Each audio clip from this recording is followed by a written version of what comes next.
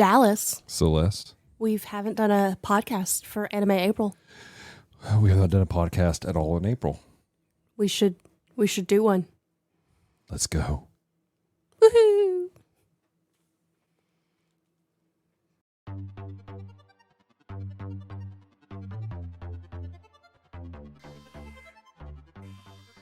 Glix, what is going on? We are receiving a signal from a new area on the planet Geekery. All right, let's see what the planet has for us today. Opening forms in 3, 2, 1.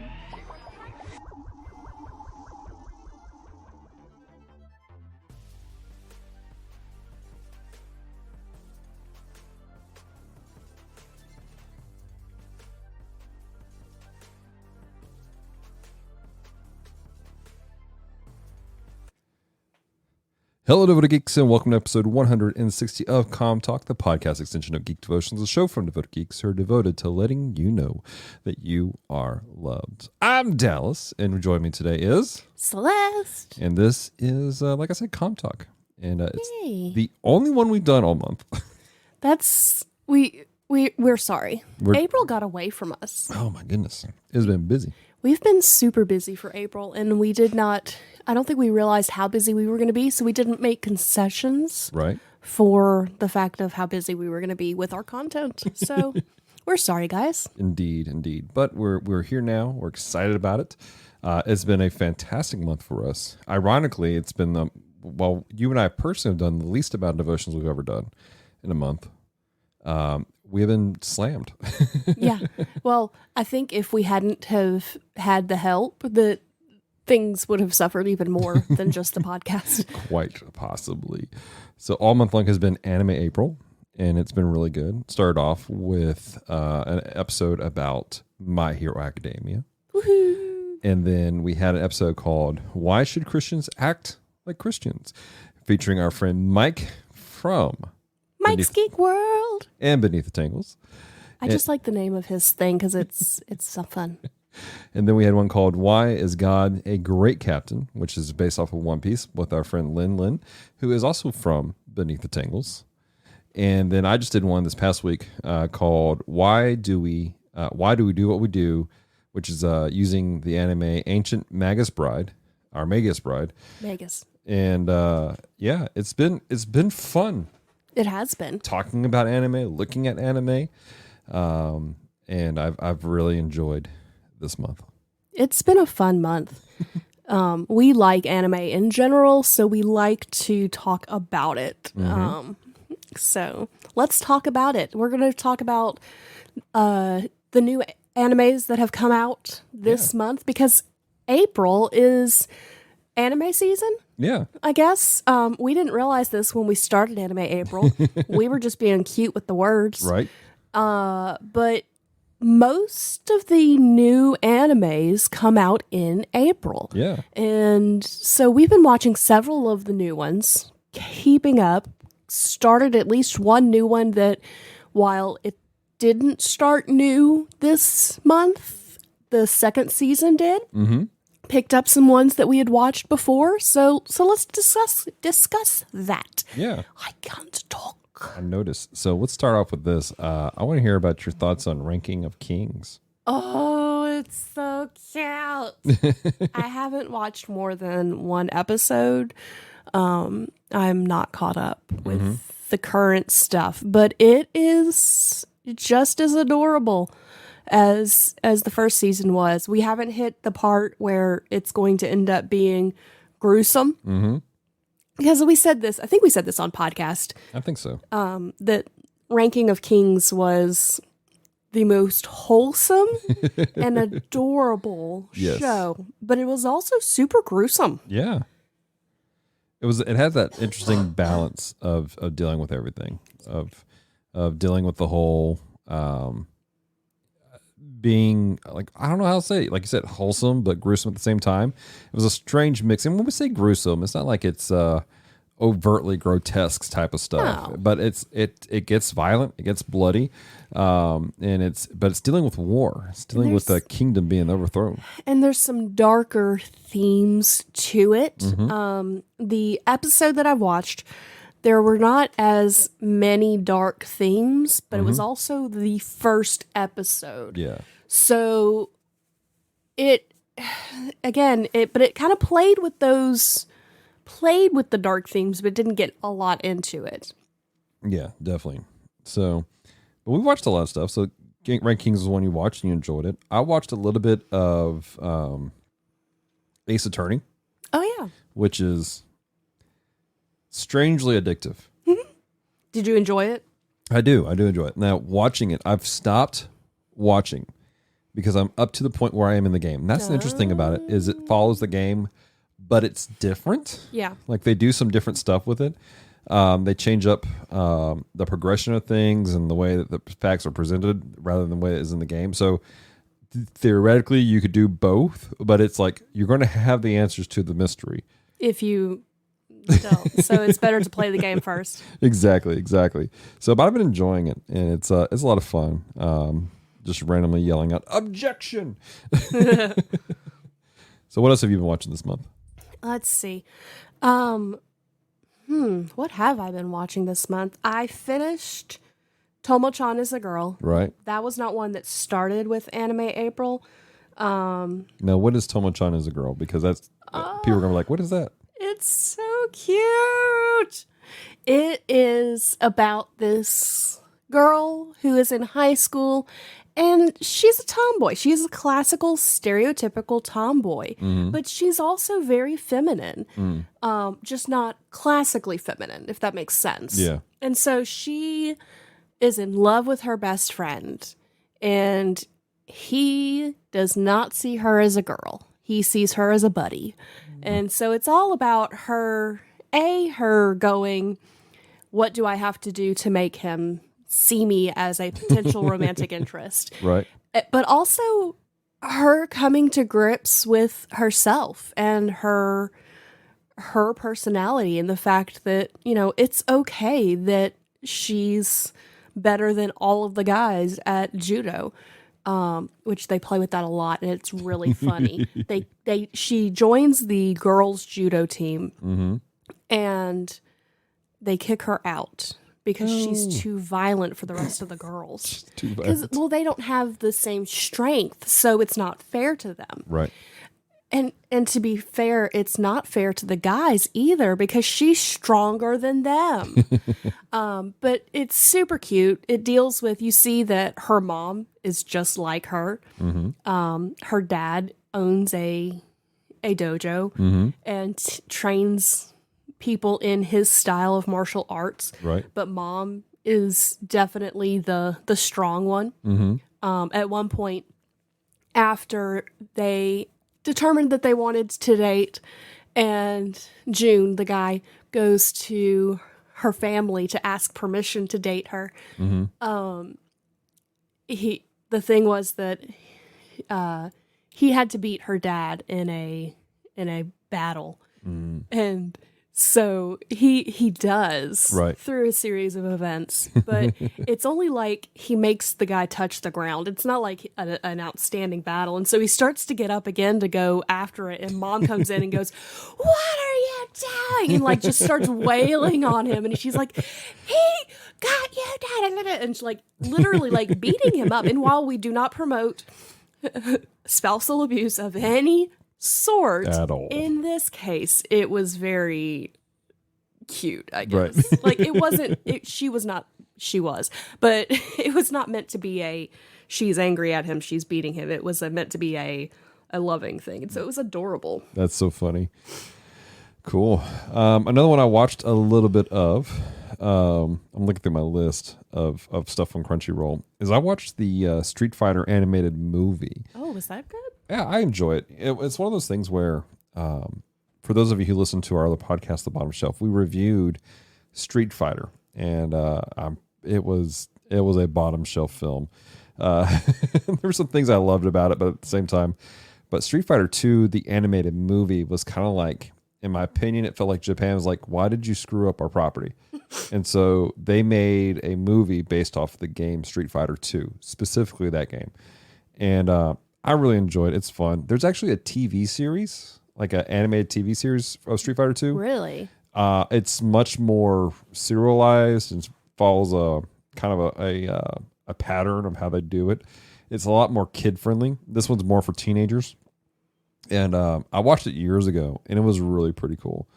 And I don't know, it gave me some nostalgia because I watched this anime for the first time back in like 2002. A buddy of mine loaned me a VHS tape with a couple different animes on it, and I watched it on that. And it's a lot of fun. And especially like, I'm not a huge Street Fighter person. I enjoy Street Fighter. But I'm not a huge person of it, most because I didn't have friends growing up to play.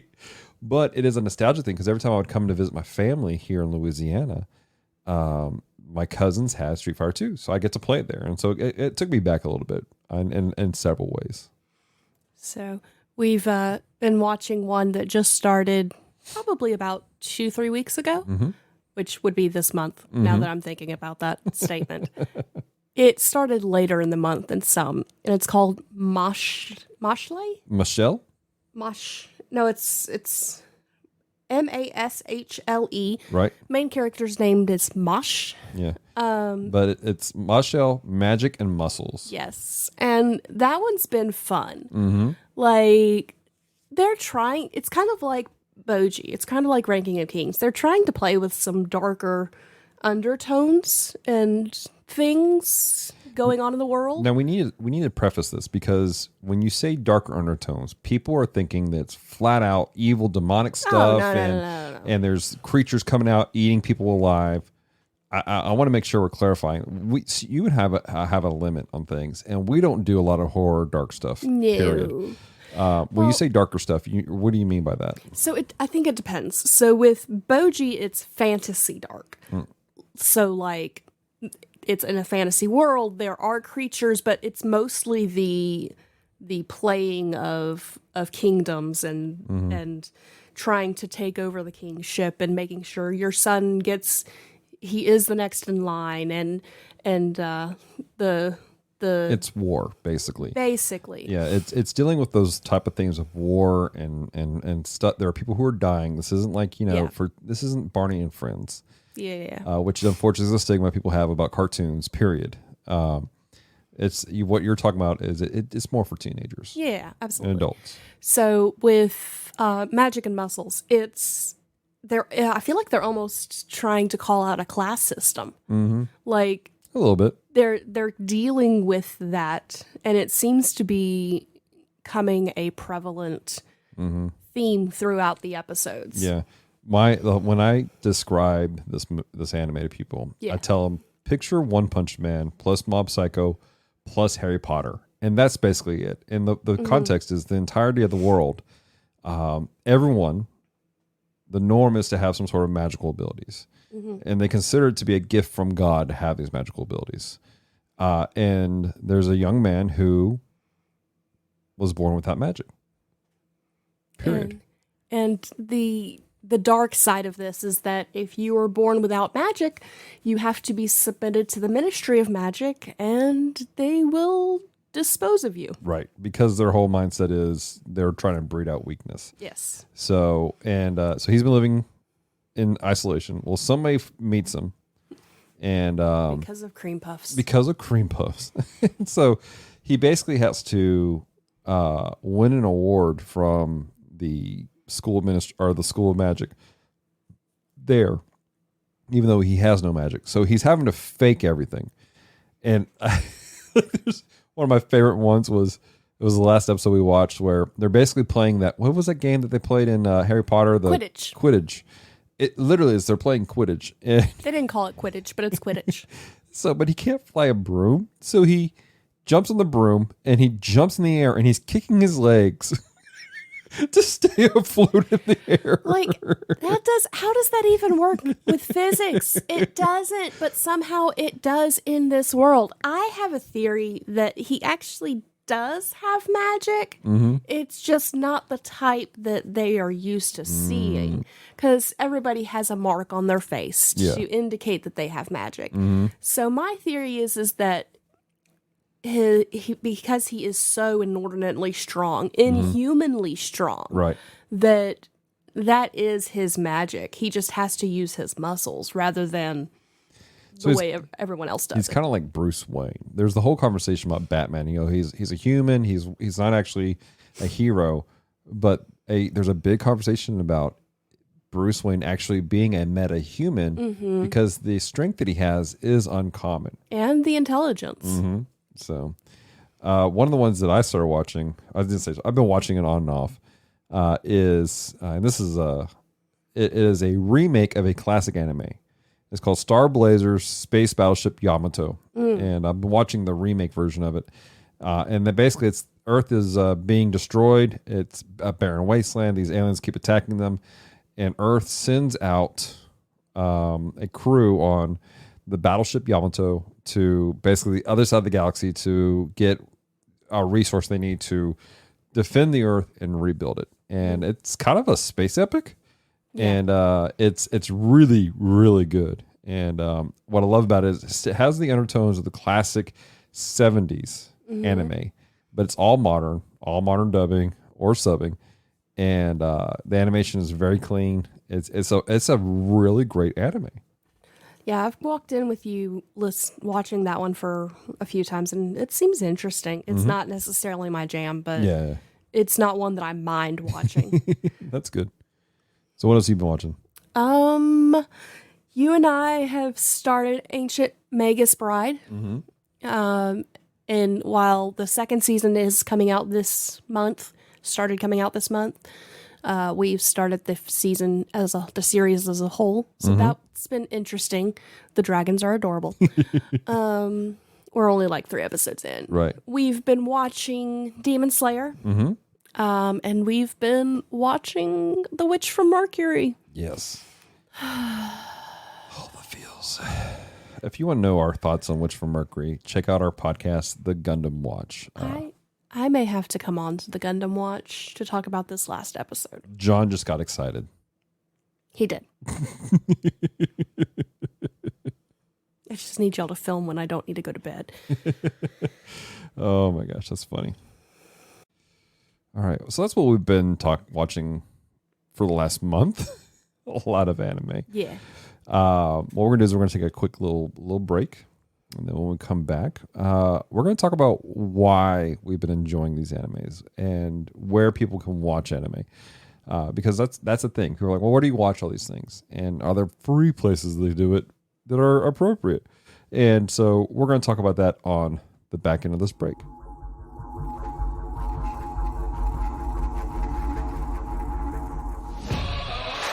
This podcast is a proud member of Culture Box.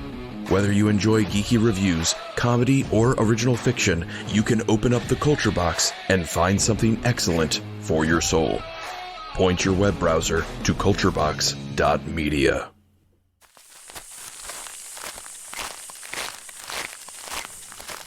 Crikey, looky there! It's a rare tacophibian. You rarely see such a... Did you see that? A cracking-glitz kaiju just chowed down that taco. What does that even mean? It means that when you're done listening to Com Talk, check out the Retro Rewind podcast. Oh, okay.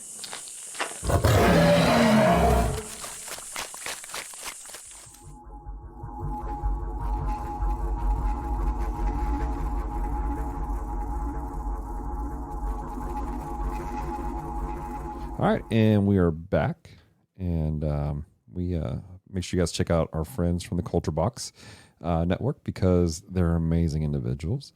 But that being said, as I said, we list off a bunch of animes that we've been watching. We've enjoyed it, but we want to talk about where you can watch anime that's appropriate. Because let's be honest, there's some sketchy places to watch it. But why do we enjoy anime? So Celeste, why do you enjoy anime? I enjoy the storytelling. I enjoy the art most of the time. Art that I dislike with a meh story is a good way for me to go, I'm not going to watch this anime. Beautiful art with a terrible story is not something I'm going to watch. There was definitely a show that we were like, this is crossing some lines for us. Yeah. Beautiful art. Beautiful art. not great the Yeah. way they were taking it. But there's a harmony to a good story and beautiful art that brings you into the show. That, and even though I don't like it, all of these animes are trying to kick me in the feels. They are emotional, aren't they? Like, I don't, which one was it? Which from Mercury last week Oh yeah. or 2 weeks ago, both and.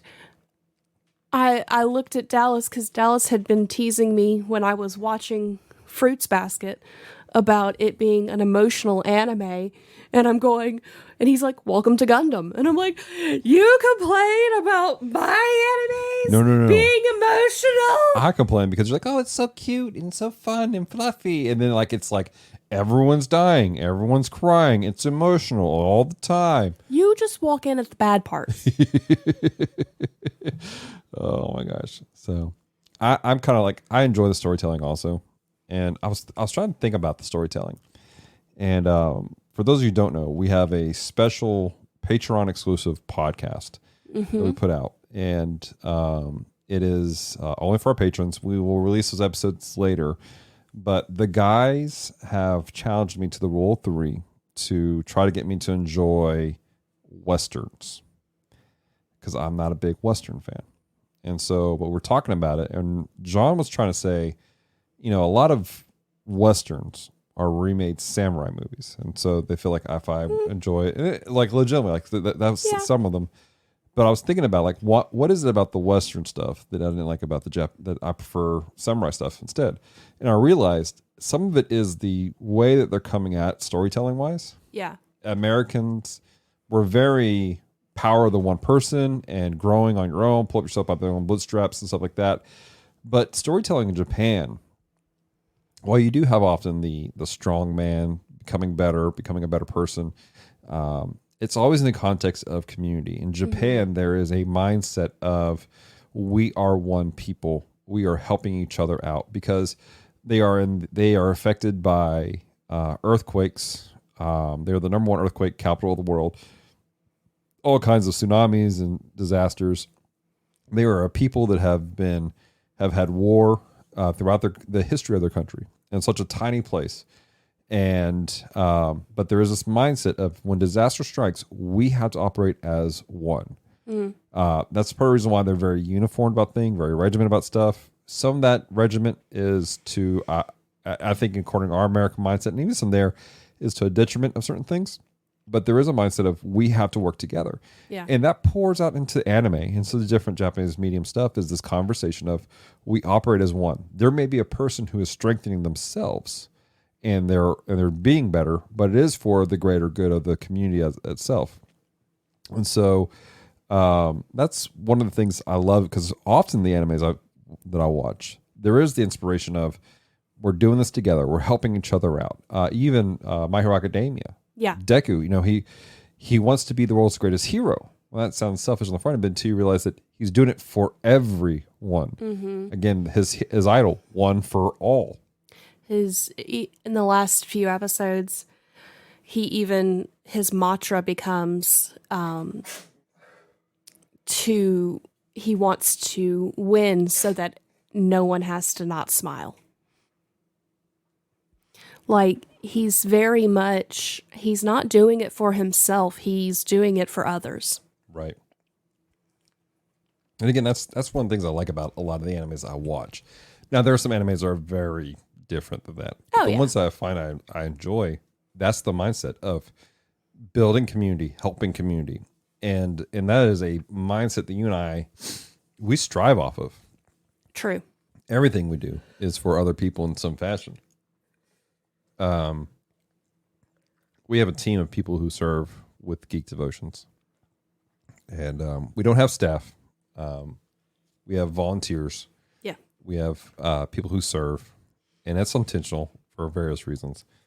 That vocabulary, they're volunteers. They're serving together because we serve also. We serve them as best as we can, but we try to have a relationship with these people, and we try not to. It's not a we are here to tell you what it is. We're serving also Yeah. alongside them. But it is like everyone who becomes part of our team, we're like, hey, what are you doing for yourself? How are you growing for yourself? You know, we want to, Branson, he came on and he started doing the Bees, Views, and Reviews. And he has a voice Absolutely. that needs to get out. There are things that he has to let out and teach because God's given him some giftings, but he didn't know how to do it.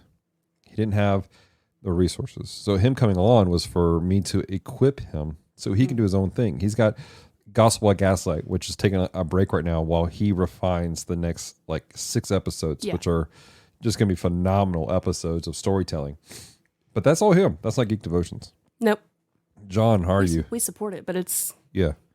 We want John to be successful in everything he does. Now, a lot of his stuff is Geek Devotions related, but you know, we want him to be encouraged, we want him to have life. We speak into him, and he's doing some amazing stuff. Playing Games with Strangers is a phenomenal podcast that he does. And then even outside of that, in his personal life, he's growing and he's seeing some stuff. And he's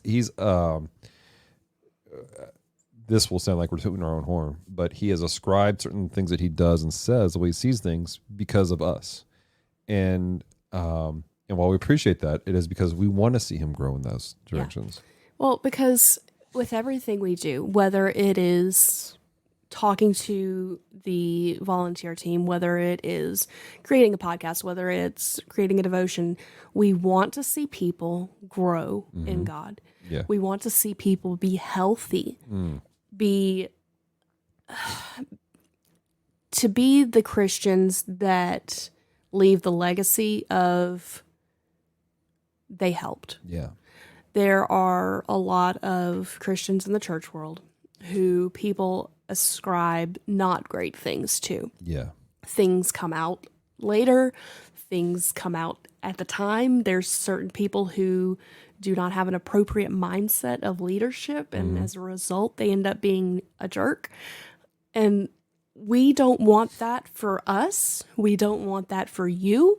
We don't want that for our team. We want people to be healthy Christians and to be good examples of what Christianity is and what God can do in other people. Exactly. And it's that health mindset I think people lose track of. Yeah. And again, this is where maybe the culture of Japan struggles with, where they're so focused on everything else that the individual gets lost. There is a balance to it all. There is. And so while we focus on our team, want our team to be healthy, and we flat out tell people, look, we'd rather you be healthy and not do anything for Geek Devotions than to do stuff for Geek Devotions. We want people just pumping out articles and podcasts and stuff like that. But at the same time, you and I have to take care of ourselves as individuals. Yeah, we do. If we're not healthy, we can't help other people. It's what was one of the early devotions, put your seatbelt on first. Yeah.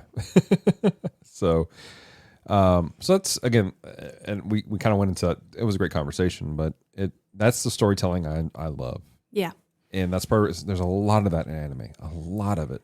I just enjoy complex storytelling. Like, I don't want anything that is super surface level. I love a good comedy, but if you can make me love the characters outside of the fact that they're funny, then I'm going to be more invested than I am in characters who are just for laughs. Oh yeah, absolutely.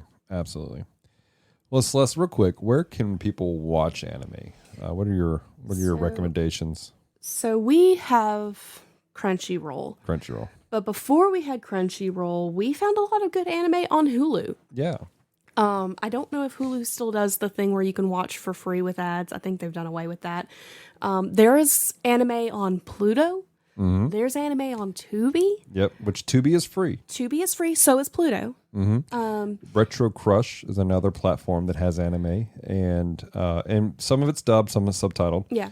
And Retro Crush, though, a lot of it is like older. I'm pulling up the app now just so I can look at it. But a lot of it's like older anime that, if you are an elder weeb, you'll know. Like there's stuff like Astro Boy, Blackjack. They had the anime version of Phoenix. The book series? Yes. Oh. Like I said, they have all kinds of older stuff and some newer stuff also. But it's called Retro Crush is the name of the app that I'm using.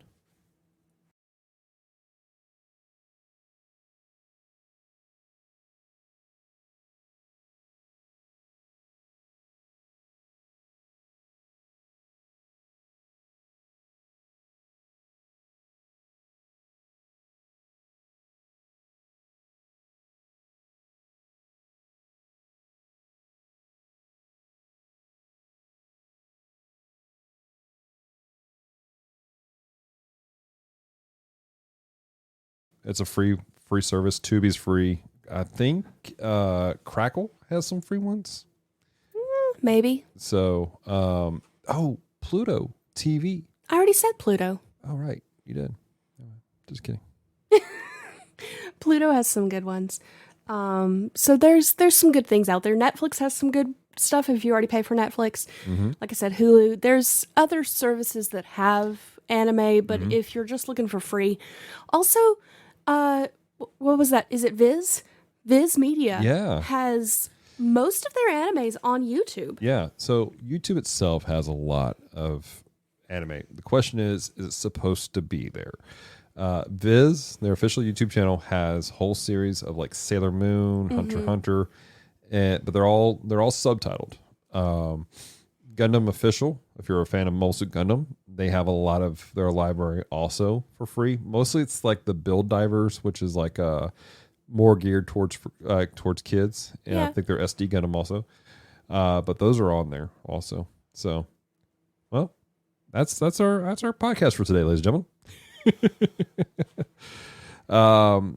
We want to say a special thank you to our friends at Beneath the Tangles. Yeah, they helped out a lot. Yeah. Thank you for participating, for helping speak into the community. I want to encourage you guys to check out the Tangle Cast, which is their podcast that they have, where they talk about anime, but there's always like they theme their episodes. So this past episode they did was a great conversation about dealing with disappointment. And basically every member does what we do. They make a geek devotion using anime. And so, but it's a really great podcast. And then their website's just top notch. Charles and his team do a fantastic job of talking about anime through a Christian worldview and speaking to that culture. And we really appreciate everything that they do for the kingdom of God as a whole. So, Celeste, you got anything else? No, I think we're good. All right. Land the plane, babe. Okay. Thank you for taking the time to listen to Calm Talk today. If you have loved this episode, head on over to Apple Podcasts to subscribe, rate, and leave a review. Or rate on Spotify. Yeah. So until next time, stay devoted. Peace and love.